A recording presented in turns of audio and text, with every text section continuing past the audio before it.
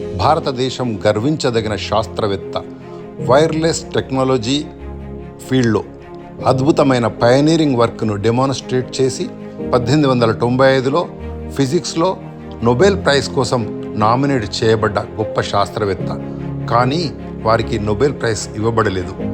అదే విషయంలో wireless technology ఫీల్డ్లో పరిశోధనలు చేసిన యూరోపియన్ శాస్త్రవేత్తలైన Guglielmo Marconi, Karl Ferdinand Braun వీరికి 1909లో ఇవ్వడం జరిగింది.